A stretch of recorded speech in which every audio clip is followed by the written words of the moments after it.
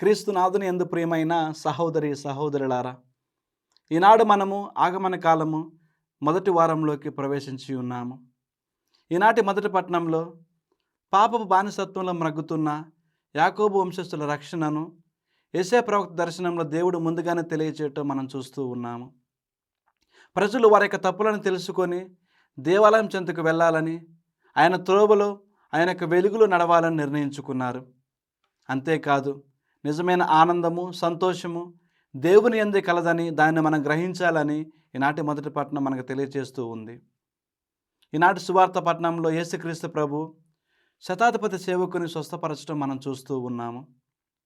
శతాధిపతి యేసు ప్రభు చెంతకు వెళ్ళి, ప్రభు, నా సేవకుడు పక్షవాతంతో బాధపడుతూ ఉన్నాడు అని చెప్పిన వెంటనే యేసు ప్రభు, నేను వెంటనే వచ్చి స్వస్థపరుస్తానని చెప్పారు. కానీ ఆ శతాధిపతి ఒక గొప్ప మాట చెప్పాడు.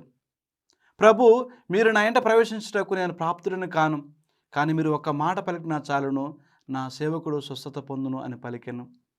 యేసు ప్రభు ఆ శతాధిపతి విశ్వాసాన్ని మెచ్చుకొని ఆ యొక్క సేవకుని స్వస్థపరిచాడు. ప్రియమైనటువంటి సహోదరి సహోదరులారా, శతాధిపతి చాలా గొప్ప వ్యక్తి, అధికారం కలిగిన వ్యక్తి.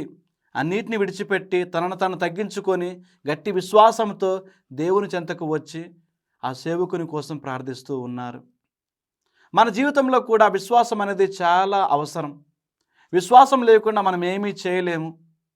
మన జీవితంలో ఎన్ని బాధలు కష్టాలు ఉన్నా నష్టాలు ఉన్నా ఎప్పుడైతే ఆ శతాధిపతి వల్ల దేవునికి ప్రార్థిస్తూ ఉంటామో అప్పుడే ఆ దేవత దేవుడు మన యొక్క ప్రార్థనను ఆలకించి మన యొక్క జీవితంలో ఆయనకు ఆశీర్వాదాలు, ఆయన యొక్క దీవెనలు నిండుగా మెండుగా ఉంటాయి.